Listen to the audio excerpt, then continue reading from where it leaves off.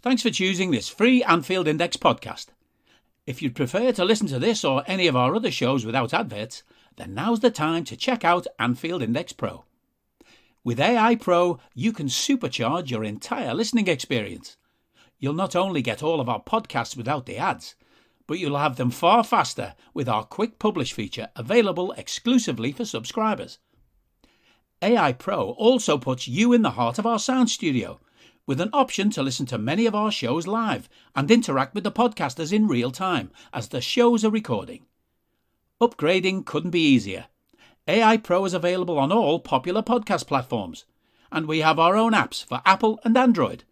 Just head on over to AnfieldIndexPro.com and get started today. Hello and welcome to Anfield Index Pro Plus. I'm Dave Hendrick, joined on this day by David Kraakman of the Warriors of Uruguay at Uruguayan Heroes on Twitter account to talk about the arrival to Liverpool Football Club of Darwin Nunez. So David, thanks for taking the time to come on with me today. Let me just get your initial feelings on Darwin Nunez as a player. What is he like as a player? What do you think of him? Obviously, as a Uruguayan fan, you've been very lucky in recent years. You've had Forlan, you've had Suarez and Cavani. Is this the next great Uruguayan striker? Yes, I think he is certainly with his last season, because he's always been a talented boy, but I was not sure at which level he could reach. But the last season at Benfica, also in the Premier League or in the Champions League, as well as in the Portuguese League, he showed a level which we haven't seen, I think, since Cavani and Suarez and Forlan when it comes to the numbers. We have had players like Maxi Gomez, Valencia, who show promise, but Darwin has really been able to put himself on the radar, and he has been compared to Cavani, Suarez. I still think this is a bit early, because we are talking, certainly about with Suarez, we're talking about, for us, for Uruguayans, someone we probably see once in a lifetime. But Darwin certainly has all the capabilities to become a world-class striker who can also be delivering year on, year out on the big stage. So, yeah, it's really promising.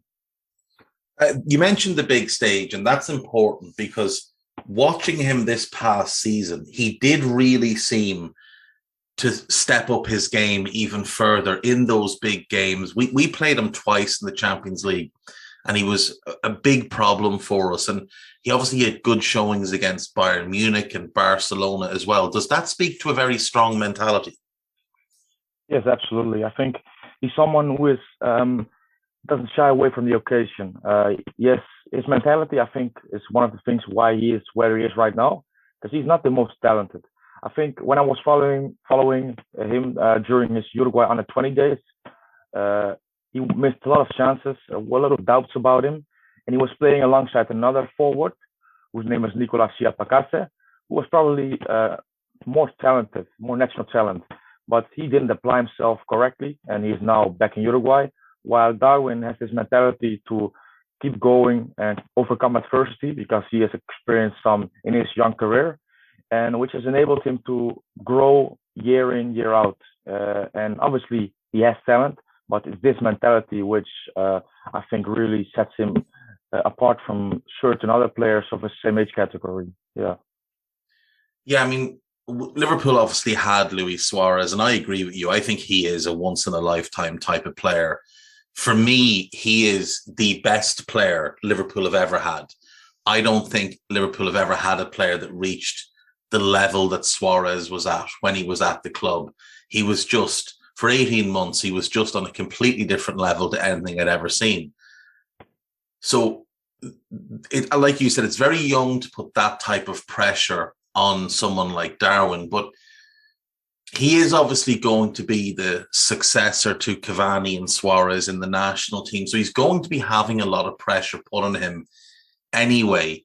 Yeah. And with that strong mentality, he does seem very much capable of handling that pressure. What have his performances been like for the national team so far? His goal return obviously hasn't been great, only the 2 goals in 11 appearances so far. But is that largely because he's been coming off the bench, or what do you think is the reason for that? Yeah, you make a good point. He's been coming off the bench quite a bit. And also, he has not played as the focal number 9. He's probably done it once. So obviously with Cavani and Suarez, we're still a part of the national team, a big part. But they are aging, both 35 at the moment. But they're still being picked. So when he plays from the left, sometimes from the right.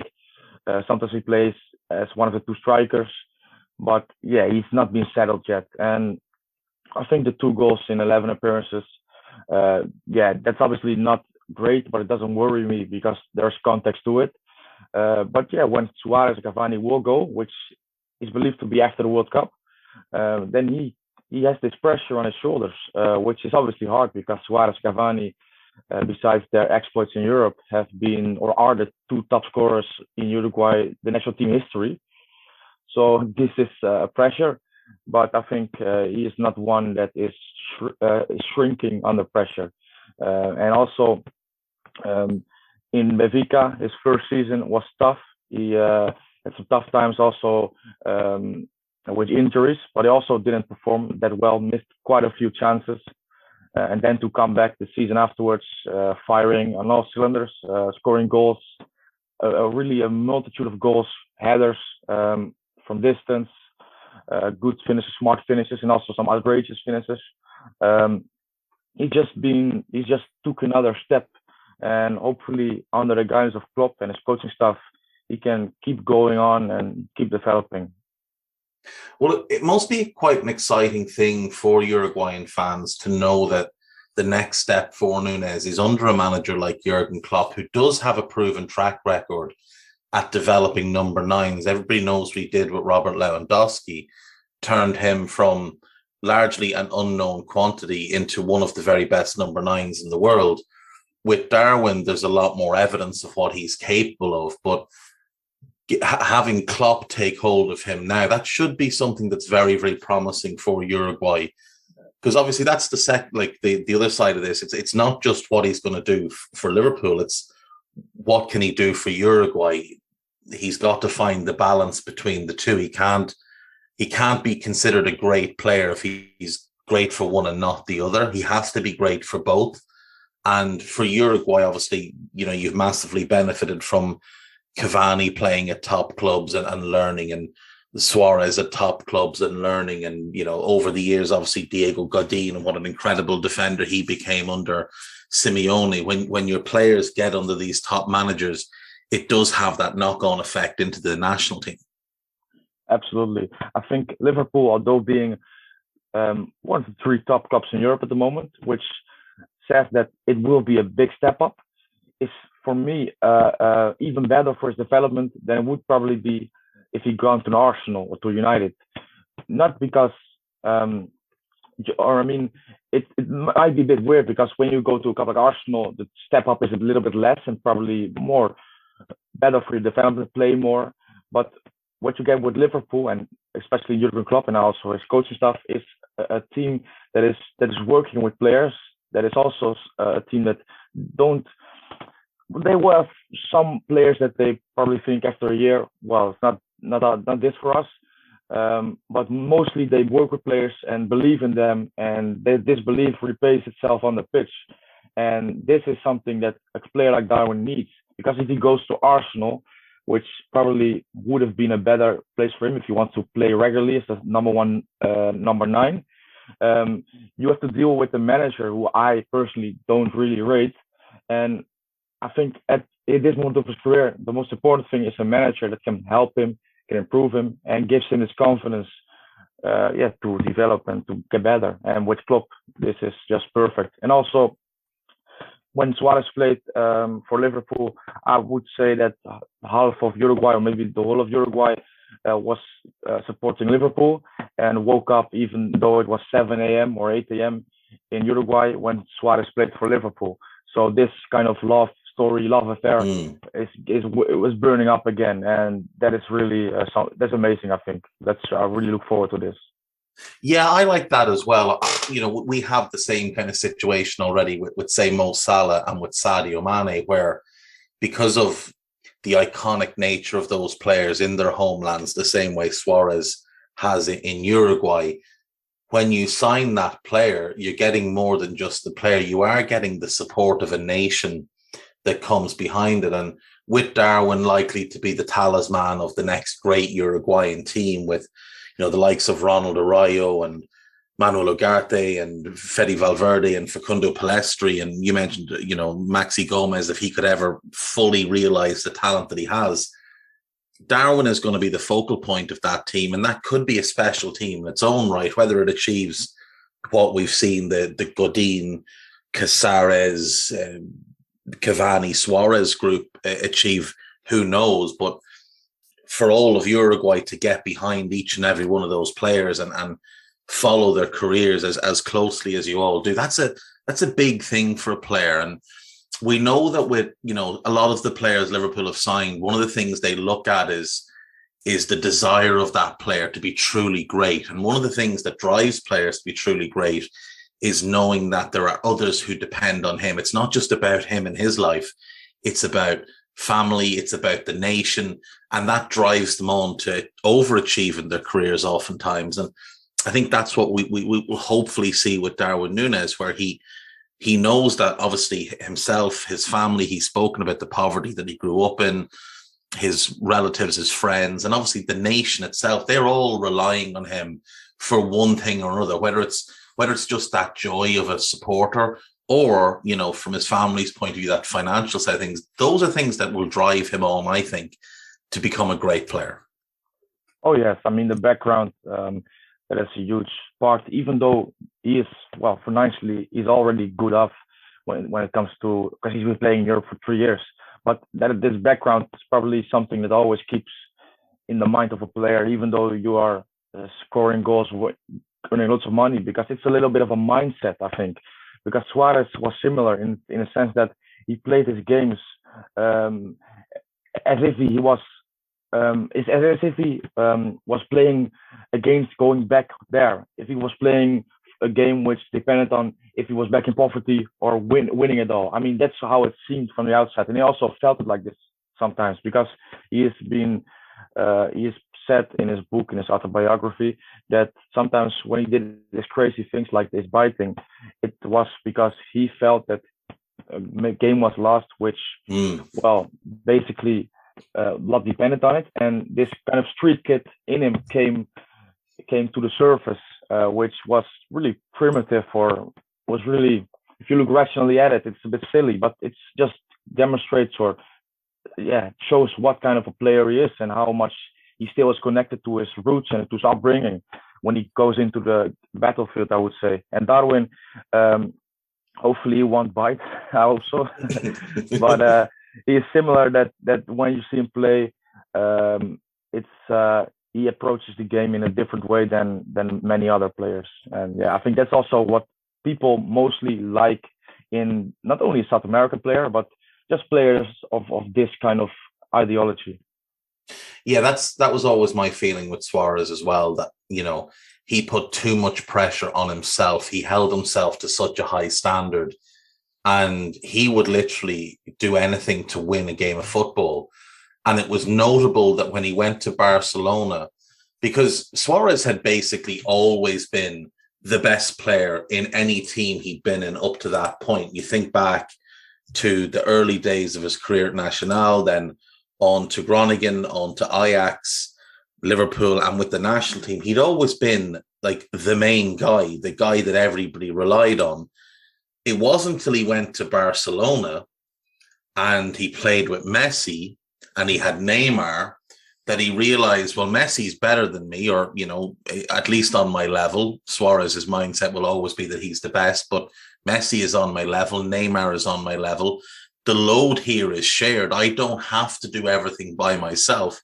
And I think that's why we saw probably the happiest version of Luis Suarez in those first 3 years at Barcelona, where he was just devastatingly effective. And I think with Darwin coming into Liverpool, he'll look around the dressing room, he'll see Virgil van Dijk, he'll see Trent, he'll see Thiago Alcantara, he'll see Mo Salah. And I think he'll realise this isn't like Benfica, this isn't like Almeria. I have help here. So he can channel the natural aggression in his game into more positive ways. Whereas for Suarez at times, he didn't have that help, certainly didn't have it at Liverpool.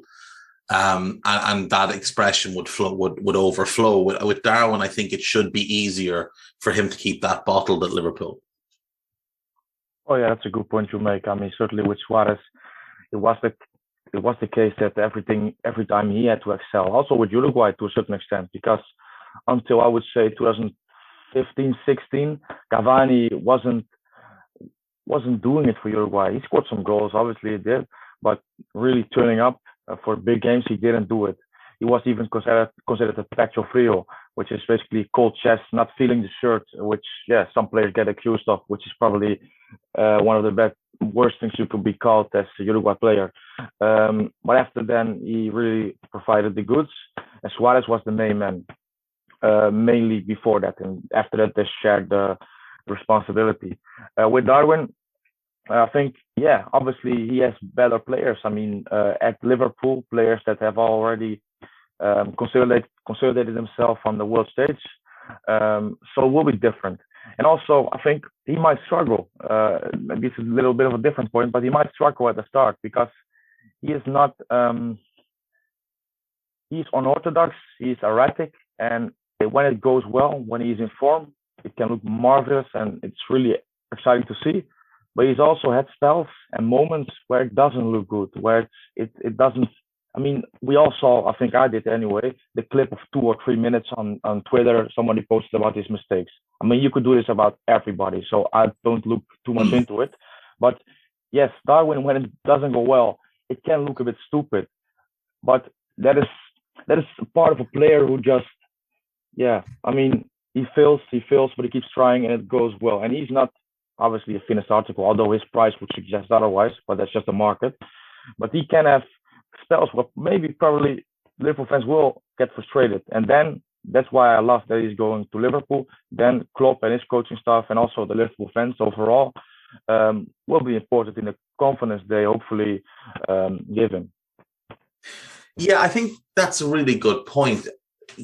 I've seen that clip going around on Twitter as well, and I watched a lot of Darwin over the last few years. I first saw him when he was starting to shine at Almeria, and I've just kept an eye on him. And obviously he had that disappointing first season with Benfica, but he did have knee surgery after that season. And I do wonder just how much of an effect the knee issue had on the previous season. Came back last season, was just phenomenal. But like you said, when he makes one little mistake, he tends to have like a run of mistakes, and it almost looks like he forgets how to play football. And I do wonder if that's a little bit him just trying too hard, and if that's just something that Klopp can ease on him and take that pressure off him and make him realize, look, you're a great player. You've got everything that's needed here. You don't need to try too hard. You don't need to overdo things. Stop trying to rectify mistakes. Just let them go. If you make a mistake, just let it go and get on to the next thing. Stop trying to fix it. Yeah. What do you think is it with Darwin though? Is it just that he's trying too hard? Is it a technical flaw? Because for me, when a player can have a perfect first touch and then a terrible first touch, that's not a technique thing. That's maybe just a concentration thing. Yeah, I think that's true. I mean, that's true. That's certainly, because I mean, even if you're the best player out there, you can still have bad touches. It happens. So I wouldn't say it's also a bit of his technical ability, which isn't bad at all, but it's not like can improve surely.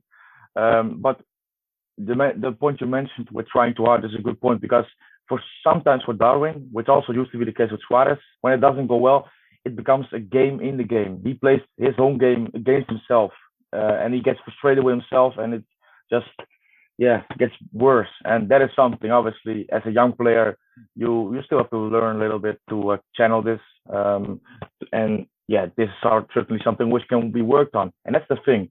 A lot of things which he can improve on are not things that cannot be worked on. I mean, you cannot really work on your pace. Obviously, you can be a bit quicker, but it's not something you can improve massively. And this is something, a natural ability which he has. The way he shields the ball, you can obviously improve on it, but it's also something you just really have or you don't have. And his body, his natural strength is also really impressive. But these are all things which, he has, and which you cannot improve on, but you couldn't anyway. So, there are things you can get better on, but these are things that, like I said, Liverpool club can work with. And so one thing I would say though is that, to be honest, I watched him for the first time in 2019 when he was going to the South American Youth Championship with Uruguay. And I mentioned the example of the other players, Bakase, who was probably considered more talented. And at that time, me included, we were all doubting Darwin because he was playing 7-8 games in this tournament, scoring no goals, missing loads of chances, and he was even crying after the tournament. And that also shows how much it means to him. And then a few months later, Uruguay went to the Under-20 World Cup, scored 2 goals, including a brilliant goal, which probably has been on social media a lot against Norway. He scored a really beautiful goal. And since then, he just kicked on. But that is the thing. He does tend to overcome these kind of situations, although many people doubt him, many people are against him, and he still comes out the other way. And that's something that characterizes him, and which I wouldn't be surprised to see in Liverpool as well. Yeah, I think that's a very fair point. What do you feel are his biggest strengths outside of obviously the physicality and the pace? What do you think are his biggest strengths as a player? Well, I think one of his biggest strengths is to see and to spot an area where he can move into. And for example, between the fullback and the centre back, the channel between this, he does really well in spotting this opportunity to make a run and to be, for example, Trent Alexander-Arnold to hit this space or hit this movement. This is a big strength, his movement, for sure. His finishing, I think, with him, I see an improvement. He can be erratic, but he has a variety of finishes, which he displayed last season, getting better at free kicks as well. He didn't score one, but he took a few, and they were really close, some of them. So this is improvement. And his finishes with both feet is getting better as well. So I would say the variety of finishes, the impact, he can be emphatic with the finishes as well. And for sure, his movement, which is something which is similar to Cavani, not at the same level, I would say, but certainly it's something that he compares with his compatriot. When I move on to some points where he can improve on, I think his link up play is not the best. He can certainly improve on this, and with something which is similar, which is close to this as well, is that he hasn't got this great awareness when it comes to his teammates. He can sometimes don't spot a player who's better off or making a good run. This is something he can improve on for sure. Yes, and also he has a tendency to be offside. And certainly with VAR, with his fine margins, that is something that he has to work on a little bit. Yeah, I think that's fair as well. I think that's an awareness thing and something they will work on. And he's going to be training against players like Virgil van Dijk, and obviously Liverpool, with the high line that they play a very strict defensive line, and they frequently catch teams offside. They had the most offsides in the Premier League this past season by a mile. So hopefully playing against defenders who are trying to catch him offside will have a knock-on effect of improving him in game with that type of awareness. Like you said, one of the things he has been a little bit guilty of, or maybe it's not his fault, but he does try and make those early runs quite a bit, and the ball just doesn't come to him. And you mentioned Trent, and with Trent's delivery and his awareness and his vision, hopefully some of those early runs will connect with quick passes from Trent, and that should create plenty of early opportunities for him. I'm all in favor of bringing all the Uruguayans to Liverpool. I've been fascinated by Uruguay since '95 when I saw Uruguay win the Copa America with that team with Francescoli and Daniel Fonseca. And obviously Fonseca and Recoba were in Serie A when Serie A was really in its heyday. And there's just always been something about Uruguayan players they've liked. So it's a little bit of a bonus that Darwin is a Uruguayan. From my point of view, obviously loved Suarez. I'm a Sebastian Coates fan and always have been. But is there this is more of an aside, is there any other Uruguayan players that you think Liverpool should be looking at? I mean, before we went live, you and Guy were talking about whether or not Liverpool could add a midfielder. And the one I would love, obviously, is Fede Valverde. I don't think there's any possibility that Real Madrid would sell him. Bentancur is at Spurs now. Is there anyone out there? What do you think of someone like, say, an Ugarte at Sporting? Yeah, I was thinking about him when you were talking about it, because Valverde I think you would love this, but yeah, it's not going to happen. He's at Madrid, and he will be at Madrid probably for the entirety of his career, at least in his top years.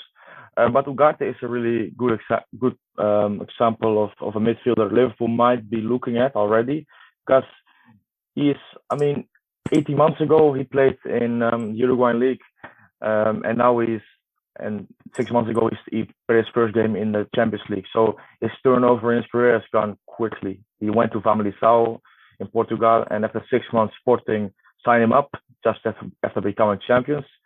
And he has at times put Palhinha on the bench, which is normally a starter for Sporting, and that is a testament.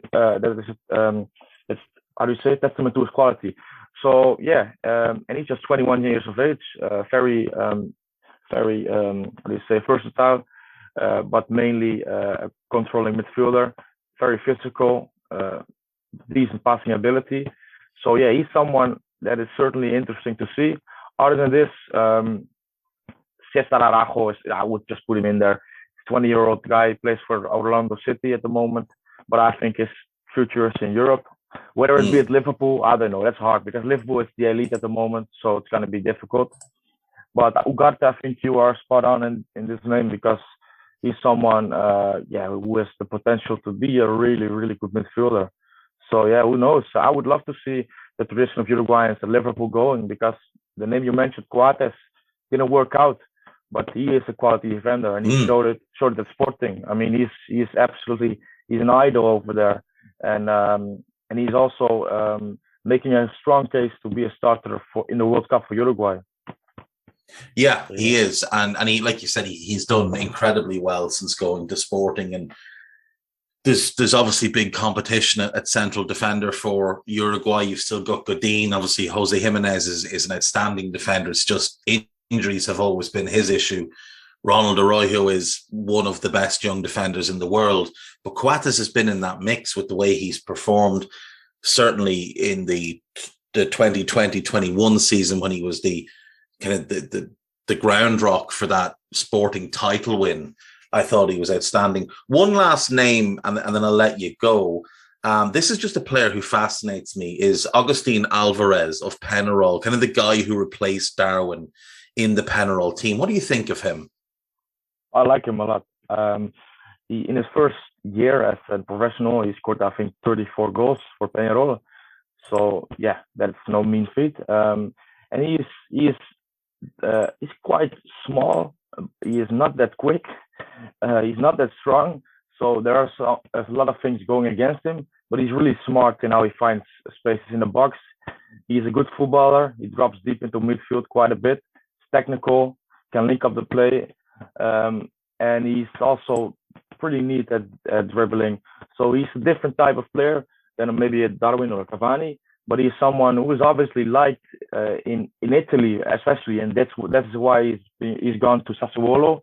There was also interest from Fiorentina in January, but he's now gone to Sassuolo, and I think it's a good club for him to develop. And yeah, he's just another Uruguayan who goes to Europe, and that's the beautiful thing. The depth, the strength and depth Uruguayan football at the moment is something which probably hasn't been the case ever in Uruguayan football.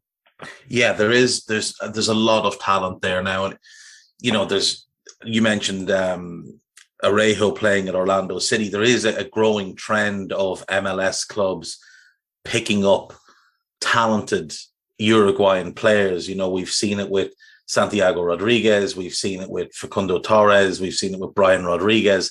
These are very talented players who are doing well in MLS and could well translate that into Europe in the next few years. And hopefully all of this group develops together, and, from those who are, say, 25, 26, all the way through to those that are 18, 19, and they all develop, and maybe we get to see the next great Uruguayan team go on and repeat the success that Suarez and Godin and Cavani have had and that Francescoli and Fonseca had before that, and then, lift the Copa America. David, this has been great. Thank you so much for your time. So the Twitter account is at Uruguayan Heroes. It's the Warriors of Uruguay. It's an absolutely brilliant resource for all things Uruguayan. Is there anything else you want to mention just before you head? Oh, just thanks a lot for having me on, and I appreciate that. Yeah, really nice to be here. Thank you very much. Take care. We hope you enjoyed listening to this Anfield Index show. Please be sure to subscribe to our channel so future podcasts find their way to your device automatically. There's nothing quite like fan engagement, and we'd love to know what you think of anything discussed on this show. The best way to get in touch is over on our free Discord community, where both podcasters and listeners debate the hottest LFC topics 24/7. Sign up free now at AnfieldIndex.com/Discord. You won't regret it. You can also follow us on Twitter at Anfield Index and find us on Facebook by searching for Anfield Index. Oh, and before you go, we'd love it if you could leave us a 5-star review on your favourite podcast app. It only takes a couple of seconds, and it means the world to the people who create these free shows.